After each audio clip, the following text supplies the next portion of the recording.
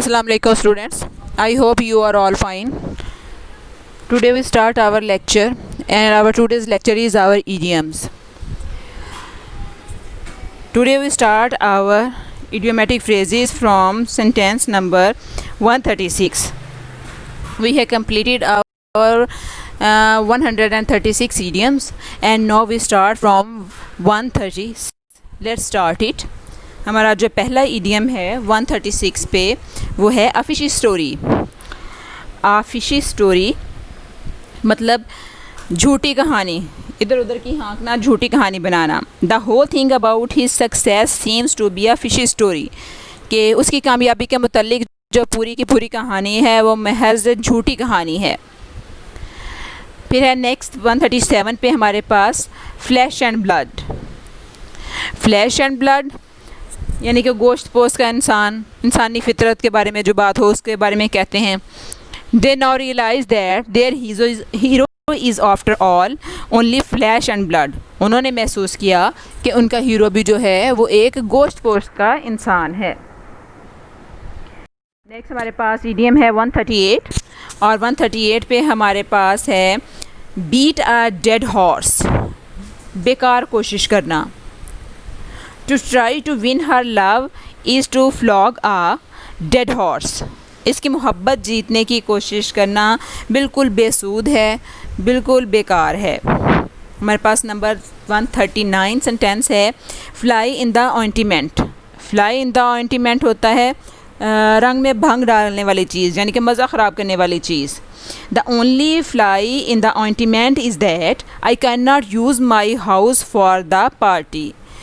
और यानी कि रंग में भंग डालने वाली बात यह है कि मैं पार्टी के लिए अपने घर को इस्तेमाल नहीं कर सकता, या पार्टी देने के लिए मैं अपने घर को इस्तेमाल नहीं कर सकता.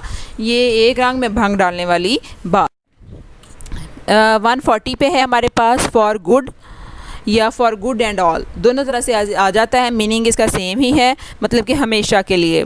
Salim finally left DG Khan for good.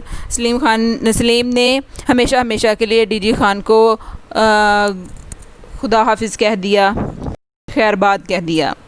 141 पे हमारे पास है for the sake of. For the sake होता है की गर्ज से, की वजह से. She sings for the sake of Joy, वो सिर्फ लुत्फ़ अंदोज़ होने के लिए गाती है.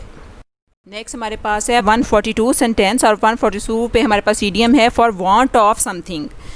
फॉर वांट ऑफ समथिंग किसी चीज़ की कमी की वजह से कुछ होना. He could not marry her for want of money. वो रकम की कमी के बायस या पैसे की कमी के बायस उससे शादी ना कर सका. 143 है फ्रॉम स्क्रैच. फ्रॉम स्क्रैच होता है बग़ैर किसी तैयारी के, किसी चीज़ की पहले से तैयारी ना करना. She learned English from scratch in 6 months. उसने 6 महीनों में बग़ैर किसी तैयारी के अंग्रेज़ी सीख ली. नेक्स्ट हमारे पास वर्ड है 145. 145 पे वर्ड है हमारे पास जो सेंटेंस है इडियम अ गाला डे. अ गाला डे खुशी का दिन. Eid is a gala day for the Muslims. Eid का दिन मुसलमानों के लिए खुशी का दिन है. 145 पे हमारे पास वर्ड है अ गोल बर्ड. अ गोल बर्ड जो है वो हम कहते हैं किसी प्रिजनर को. He is an escaped goal bird, वो एक मफरूर कैदी है. 146 है हमारे पास वर्ड. 146 पे है get into the hot water, मुसीबत में फंस जाना. गेट इनटू ट्रबल जिसको हम कहते हैं. You may get into hot water if you disobey your boss. अगर तुम अपने अफसर की हुक्म को नहीं मानोगे तो तुम मुसीबत में फंस जाओगे. 147 है हमारे पास इडियम, वो है गेट रिड ऑफ, छुटकारा हासिल करना. Let us get rid of these useless old things. आओ इन बेकार चीज़ों से छुटकारा हासिल कर लें. 148 है हमारे पास हैव विंड ऑफ समथिंग, किसी चीज़ की भनक पड़ जाना. हैव विंड ऑफ समथिंग, किसी चीज़ की भनक पड़ जाना यानी किसी चीज़ का पता चल जाना. How did she get wind of our plan, उसे हमारे मंसूबे की भनक कैसे पड़ गई. नेक्स्ट हमारे पास वर्ड है इडियम नंबर 149 है गिट अपॉन वंस लॉइंस, कमर कसना, किसी काम के लिए तैयार हो जाना। वी शुड गिट up our loins to face the problems, हमें मसाइल का सामना करने के लिए कमर कस लेनी चाहिए। और नंबर 150 है जो आज का हमारा लास्ट इडियम है, वो है गिव एंड टेक। कुछ दो और कुछ लो का असूल जो होता है गिव एंड टेक, उसकी बात हो रही है। We can solve the problem by give and take, हम कुछ दो और कुछ लो के असूल पर ही अपना मसला हल कर सकते हैं।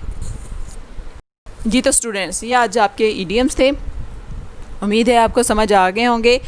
अब आपका होम टास्क यही है कि आपने कोशिश करनी है कि आप इनके मीनिंग्स को जहन में रखते हुए इनके कोई नए सेंटेंसेस बनाएं, ताकि आपको रट्टा ना मारना पड़े। अगर आपका इनका मीनिंग आता है तो आप बड़े आराम से इनके नए सेंटेंसेस बना सकते हैं।